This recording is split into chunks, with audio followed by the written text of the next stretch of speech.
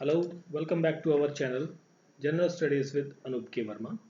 आपकी स्क्रीन पर एक पेपर दिख रहा होगा। ये पेपर है आपका पंजाब का।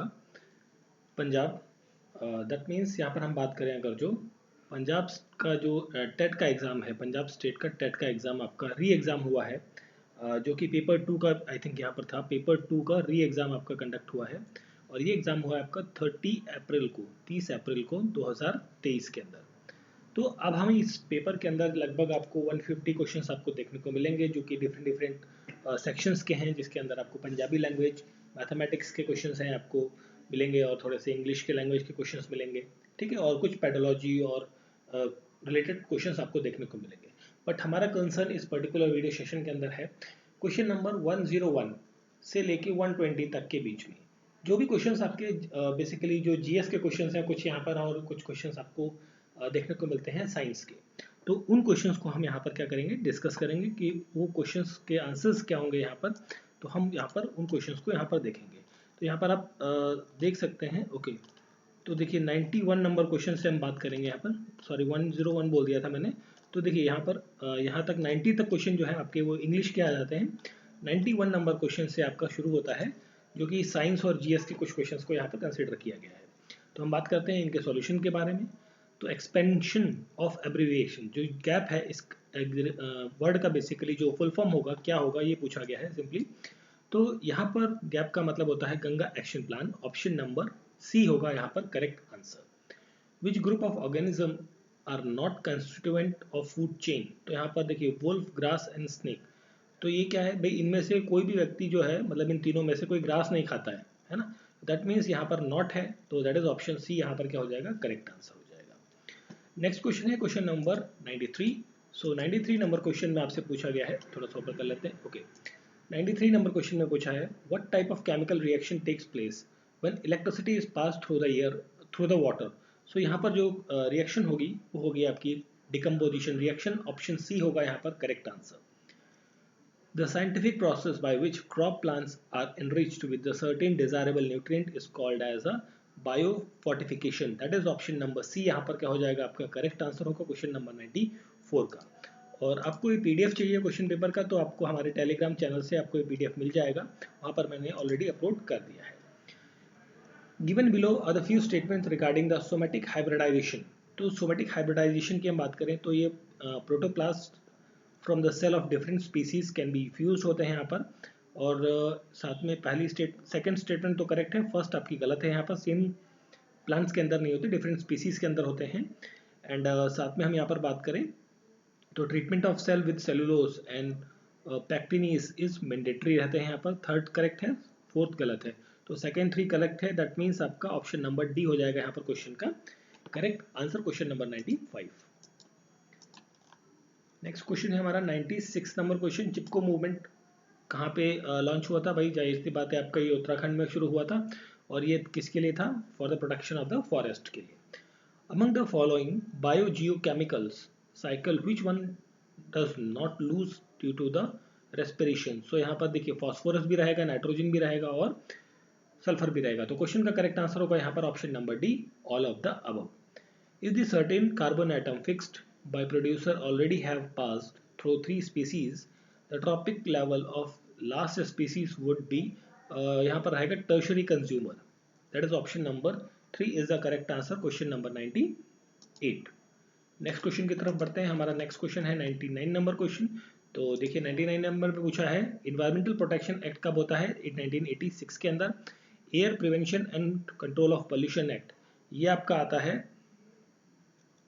दिस विल कम इन 1981 के अंदर। वाटर एक्ट ये होता है आपका 1974 के अंदर, ठीक है। एंड फिर amendment of air act including the noise, तो ये अमेंडमेंट आपकी देखने को मिलती है 1987 के अंदर। सो यहाँ पर 99 का करेक्ट आंसर हो जाएगा ऑप्शन नंबर ए।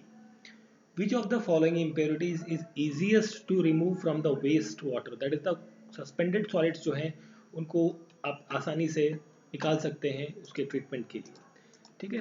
100 नंबर क्वेश्चन का correct answer option number D. Sir next question है हमारा यहाँ पर हिस्टोरिक कन्वेंशन हुई थी बायोलॉजिकल डाइवर्सिटीज के रिलेटेड रियो डी जेनेरियो में 1992 में, उसे किसी और नाम से जाना जाता है, उसे कहा जाता है अर्थ समिट। ऑप्शन बी यहाँ पर क्या हो जाएगा correct answer. Which of the following characteristics of the electron determines the current in the conductor. So this is the drift velocity रहेगा यहाँ पर करेक्ट आंसर ऑप्शन नंबर ए। नेक्स्ट क्वेश्चन है 103 number question. An electron is projected with a uniform velocity along the axis of a current carrying long solenoid. Which of the following statement is true? तो यहाँ पर जो correct statement होगी वो होगी option number सी की। The electron will experience a force at a 45-degree angle at the axis of the solenoid and hence execute the helical path, एक path follow करेंगे। एडीसी जनरेटर कौन सा प्रिंसिपल फॉलो करता है? ये Faraday's laws of electromagnetic induction follow करते हैं। Option number C होगा 104 नंबर क्वेश्चन का करेक्ट आंसर। 105 की बात करें तो 3 रेजिस्टेंस दिए गए हैं 1 2 3। इनको जब आप निकालेंगे तो कंबाइंड इक्विवेलेंट रेजिस्टेंस होगा वो 0.5 के अराउंड समथिंग आएगा, तो that will be the less than 1। Option number B हो जाएगा यहाँ पर करेक्ट आंसर। नेक्स्ट क्वेश्चन है question number 106। Coulomb is a unit of charge, electric charge. Option number A is correct answer रहेगा। What is the commercial unit of electrical energy? Electrical energy की commercial unit होती है kilowatt hour. Option number C यहाँ पर क्या होगा correct answer होगा। According to NCF 2005 good governance education is true for life. इसका मतलब है basically to science should be able to engage with the child meaningfully, मतलब बच्चों को साइंस समझ में आए और उसको अच्छे से अंडरस्टैंड कर सकें, इसके बारे में यहाँ पर कहा गया है। 108 नंबर क्वेश्चन। नेक्स्ट क्वेश्चन है हमारा 109 नंबर क्वेश्चन, उसके बारे में बात करते हैं। ओके, इसको जरा क्लीन कर लें। 109 देखिए 109 नंबर क्वेश्चन के बारे में हम बात करें तो यहाँ पर जो पूछा गया है विच of the following is develop by the science. Science के द्वारा क्या डेवलप हुआ गया? इक्विटी डेवलप हुई है, साइंटिफिक टेम्पर डेवलप हुआ है और scientific attitude, that is ABC, that is option number 4 हो जाएगा यहाँ पर क्वेश्चन का करेक्ट आंसर। ठीक है, अब देखिए कुछ यहाँ पर 2-4 क्वेश्चन और बचे हुए, क्योंकि ये देखिए ये वाले जो क्वेश्चंस आपको दिख रहे हैं सामने ये थोड़ा सा related to the teaching expertise से है, तो उन क्वेश्चंस को मैं यहाँ पर छोड़ रहा हूँ। हम यहाँ पर जनरली जीएस जीके या फिर आप जनरल साइंस के जो क्वेश्चंस हैं उनको कंसिडर कर रहे थे, तो यहाँ पर वो चीज़ें मेरे को थोड़ा सा लैकिंग दिख रही है यहाँ पर। तो हम बढ़ते हैं सीधा सा 117 नंबर क्वेश्चन है हमारा एक 100 ये भी नहीं है। ओके, 117 नंबर क्वेश्चन थोड़ा सा बड़ा क्वेश्चन है, तो देखिए इस क्वेश्चन का करेक्ट आंसर हो जाएगा। देखिए इसमें क्या आंसर होगा? ऑप्शन 1 एक सेकंड, एक्सोथर्मिक है ना, ऑप्शन 1 यहाँ पर करेक्ट होगा। बिकर ए और बी एक्सोथर्मिक प्रोसेस अगर होगा यहाँ पर, और लास्ट में होगा बिकर सी एक्सोथर्मिक प्रोसेस यहाँ पर भी अगर होगा, तो 1 और 4 that is option number C हो जाएगा यहाँ पर 117 नंबर क्वेश्चन का करेक्ट आंसर। ठीक है, चलिए फिर हम बात कर लेते हैं अगले 2 क्वेश्चन और हैं, 2 या 3।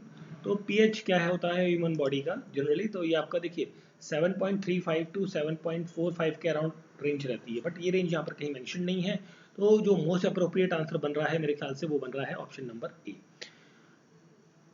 4 एलिमेंट्स दिए हुए हैं iron, zinc, magnesium and sodium, तो आपको बताना है कि कौन सा इनमें से ऑर्डर ऑफ रिएक्टिविटी के अनुसार इन्हें डिसेंडिंग ऑर्डर में लगाना है। तो सोडियम सबसे ज़्यादा रिएक्टिव होता है, magnesium, zinc and iron, that is option number D हो जाएगा यहाँ पर क्वेश्चन का correct answer. Which of the following community in Rajasthan has a religious tenet to conserve the forest and wildlife? देखिए ये क्वेश्चन ना आप बिना पढ़े भी कर सकते हो, क्योंकि राजस्थान में पूछा गया कि फॉरेस्ट और वाइल्ड लाइफ को प्रोटेक्ट करने के लिए कौन सी कम्युनिटी है बेसिकली। तो आपने रिसेंटली न्यूज़ में देखा होगा कि लॉरेंस बिश्नोई का नाम काफ़ी सुना होगा आपने, तो वो बिश्नोई समाज से आता है, तो वो मतलब बेसिकली जो फॉरेस्ट और जो एनिमल्स है उनको प्रोटेक्ट करने का काम करती है बेसिकली ये कम्युनिटी। ठीक है, तो जाहिर सी बात है यहाँ पर करेक्ट आंसर क्या हो जाएगा? Option number C. ठीक है, तो ये थोड़ा सा जीके टाइप का ही क्वेश्चन हो गया था राजस्थान से रिलेटेड। तो बाकी देखिए यहाँ पर मैथमेटिक्स के क्वेश्चंस हैं, तो जीएस के इतने ही क्वेश्चंस थे। बाकी अगर जो हम बात करें ऊपर में आपको यहाँ पर 90 के ऊपर जो है वो इंग्लिश वगैरह के क्वेश्चंस मिलेंगे। यहाँ पर कुछ इंग्लिश के क्वेश्चंस के बाद आपको पंजाबी के क्वेश्चंस मिल जाएंगे यहाँ पे थोड़े से लैंग्वेज के। ठीक है, एंड उसके ऊपर आपको पेडोलॉजी के क्वेश्चंस मिलेंगे। तो this was the solution of particular GS section. Thank you for watching.